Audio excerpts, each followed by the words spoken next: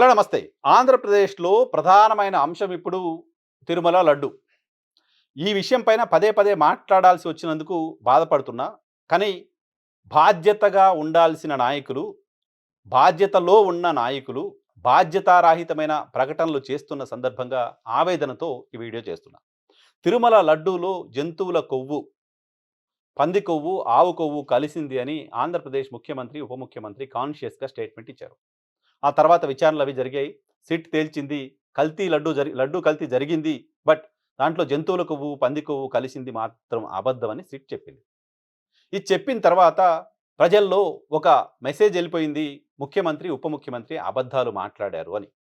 ముఖ్యమంత్రి, ఉప ముఖ్యమంత్రి తిరుమల శ్రీవారి లడ్డూ అంశాన్ని రాజకీయంగా వాడుకునే ప్రయత్నం చేశారు అని. సాధారణ ప్రజల్లో కాదు, కూటమిని మోస్తున్న, కూటమి కార్యకర్తలుగా ఉన్న వాళ్ళలో కూడా ఆ తరహా చర్చ ఉంది. చాలా డ్యామేజ్ జరుగుతుందని తెలిసిన తర్వాత మొత్తం కూటమి నాయకులంతా బయటకొచ్చి ప్రెస్ కాన్ఫరెన్స్ పెట్టారు. ప్రెస్ కాన్ఫరెన్స్ పెట్టి లేదు లేదు జంతువులకు కలిసింది అని చెప్పారు.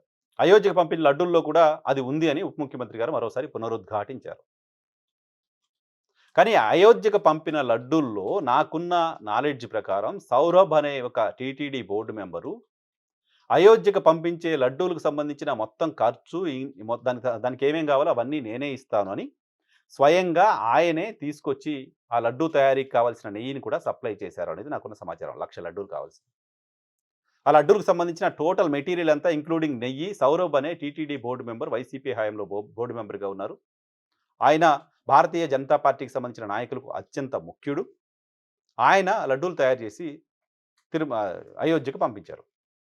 ఇన్‌ఫాక్ట్ ఆయన ఇప్పుడు కూడా ఈ బోర్డ్‌లో కూడా బీఆర్ నాయుడు గారి నేతృత్వంలోని తిరుమల తిరుపతి దేవస్థానం ట్రస్ట్ బోర్డ్‌లో కూడా ఆ సౌరభ్ అనే వ్యక్తి మెంబర్‌గా ఉన్నారు. ఈరోజు టీటీడీ బోర్డ్ మెంబర్ ఆయన. ఈ విషయం అందరికీ తెలుసు. టీటీడీ పెద్దలకు కూడా తెలుసు. తెలిసినప్పటికీ ఆ లడ్డూలో నెయ్యి కలిపారని పవన్ కళ్యాణ్ గారు మాట్లాడుతున్నారు. ఎందుకు మాట్లాడుతున్నారో, ఏం ఆశించి మాట్లాడుతున్నారో రాష్ట్ర ప్రజలు ఆలోచన చేయండి. విచారణ సంస్థ చెప్పిన దాంట్లో లడ్డూ కల్తీ జరిగింది అనేది నిజం.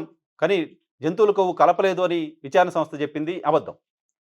విచారణ సంస్థ చెప్పిందని పూర్తిగా నమ్మితే నమ్మాలి. లేకపోతే పూర్తిగా నమ్మకపోతే నమ్మకపోవాలి. దాంట్లో కొంత మేము అనుకున్నది మాకు కావాల్సింది నిజం. కొంత మేము అనుకున్నది లేదు కాబట్టి మాది అబద్ధం. ఇది బాధ్యతలో ఉన్న వాళ్ళు చేస్తున్న మాట్లాడుతున్న మాటలు. తప్పు గదా! విచారణ సంస్థని విచారణ చేయించండి. కోర్టులో విచారణ అంతా తేలిన తర్వాత అప్పుడేదో మాట్లాడొచ్చు. ఇక నిన్న కర్నూలుకెళ్ళి ముఖ్యమంత్రి చంద్రబాబు శ్రీశైలం లడ్డూల్లో కూడా కల్తీ కలిపేశారు అని చెప్పారు. హార్పిక్ బాత్రూములు కడిగే హార్పిక్‌తో లడ్డూలు తయారు చేశారు అని చెప్పారు.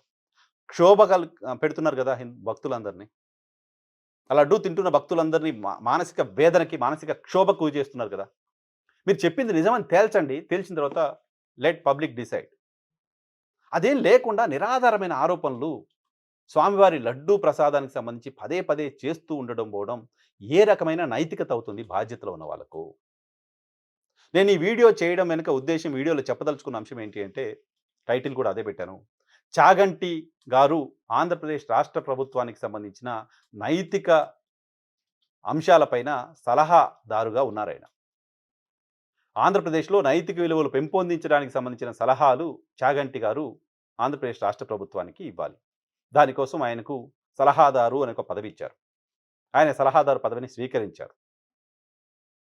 సో, ఆ సలహాదారు పదవి స్వీకరించిన చాగంటి వారు నైతిక విలువలతో కూడిన ప్రకటనలే ఆంధ్రప్రదేశ్‌కి సంబంధించిన రాజకీయ పార్టీల నాయకులు చేస్తున్నారా? ఒక్కసారి గమనించండి. ప్రజల్లో, రాష్ట్రంలో నైతిక విలువలు పెంపొందించడం విషయం ఓకే. మీ ప్రవచనాలను విని అందరం ఇన్‌స్పైర్ అవుతుంటాం. చాలా సందర్భాల్లో మీ ప్రవచనాలను వింటుంటాం. అనేక మంది వింటుంటారు.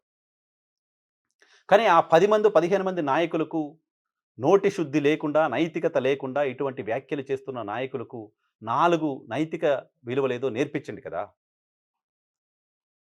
వాళ్ళకి నైతికత అంటే ఏంటో చెప్పండి కదా! ఇది నైతికత కాదు, బాధ్యతలో ఉన్న వాళ్ళు ఇలా మాట్లాడకూడదనే ఒక్క మాట చెప్పండి కదా! వాళ్ళ నోర్లు కాస్త మూయించండి కదా! విచారణ సంస్థలు తేల్చిన తర్వాత ఎవడు తప్పు చేస్తే వాడికి ఉరిశిక్ష వేయిద్దాం. కానీ అప్పటి వరకు భక్తుల్ని మానసిక క్షోభకు గురి చేసే హక్కు మీకెవరిచ్చారు? భక్తుల్ని మానసిక క్షోభకు గురి చేసే ప్రయత్నం పదే పదే చేసే రైట్ మీకెవరిచ్చారు? ఏ ఆధారాలతో హార్పిక్ కలిపారు అని చెప్పగలుగుతున్నారు? ఏ ఆధారాలున్నాయని దీన్ని పదే పదే ప్రజాబాహుల్యంలోకి తీసుకొచ్చే ప్రయత్నం చేస్తున్నారు. ఏం ఆశిస్తున్నారు మీరు? ఏం ఆశిస్తున్నారు దీని ద్వారా? మంచిదా? కాదా? సిట్ ఏం చెప్పింది? ఎవరేం చేశారు? ఇవన్నీ వేరే. బట్ ఒక బాధ్యతలో ఉన్న ఒక నాయకులు ఇది కలిసింది. పవిత్రంగా భావించి తినే లడ్డూని అనుమానంగా చూడాల్సిన పరిస్థితి బాధ్యతలో ఉన్నవాళ్ళు, నాయకత్వ స్థానంలో ఉన్నవాళ్ళు అటువంటి పరిస్థితి కల్పించటం దుర్మార్గం కదా! నైతికంగా సరైనది కాదు కదా! చాగంటి వారు మీ సలహా ఏదో ఓపెన్‌గానైనా అది ఆంధ్రప్రదేశ్ ప్రభుత్వ మంచి కోరి, ఆంధ్రప్రదేశ్ ప్రజల మంచి కోరి, ఆంధ్రప్రదేశ్‌లో మాత్రమే కాదు మొత్తం ప్రపంచమంతా ఉన్న అఖిలాండ కోటి బ్రహ్మాండ నాయకుడు శ్రీవారికి సంబంధించిన భక్తుల మంచి కోరి, వాళ్ళ మనసుల్లో ఉన్న ఆవేదనని తొలగించేలా ఆంధ్రప్రదేశ్‌లో లడ్డూ పైన మాట్లాడుతున్న నాయకులకు కొన్ని నైతిక విలువలు నేర్పించండి దయచేసి. కొన్ని నైతిక విలువలు ఒక 15, 20 మంది నాయకులకు మీరు నేర్పించగలిగితే ఏ పార్టీ అయినా వైఎస్ఆర్ కాంగ్రెస్ పార్టీ అయినా, జనసేన పార్టీ అయినా, భారతీయ జనతా పార్టీ అయినా, తెలుగుదేశం పార్టీ అయినా, నాయకులు ఎవడైనా బాధ్యతగా ఉండండి. నైతికత లేని మాటలు మాట్లాడకండి. కాస్త కామన్ సెన్స్ వాడండి. మీరు మాట్లాడుతున్న మాటలు ఒక 2 పార్టీల మధ్య తిట్టుకున్నది కాదు. కోట్లాది మంది భక్తుల మనోభావాలతో మీరు ఆడుకుంటున్నారు. ఆ విషయాన్ని గమనించండి. ఎన్నికలకి ఇంకా 3 ఏళ్ల సమయం ఉంది. అప్పుడు వీధి పోరాటాలు చేసుకుందురు గానీ, మీరు కొట్లాడడానికి ఆంధ్రప్రదేశ్‌లో చాలా రాజకీయపరమైన అంశాలున్నాయి. దేవుడిని లాక్కండి. దేవుడు లడ్డూ పట్ల భక్తుల్లో అనుమానాలు పెంచకండి అని చాగంటి వారు ఆంధ్రప్రదేశ్ రాష్ట్ర ప్రభుత్వ పెద్దలకు, ఆంధ్రప్రదేశ్ రాష్ట్రంలో ఉన్న రాజకీయ పార్టీలకు 4 నైతిక విలువలు, 4 మంచి మాటలు చెప్పి వాళ్ళ నోటిని శుద్ధి చేయాలని కోరుకుందాం.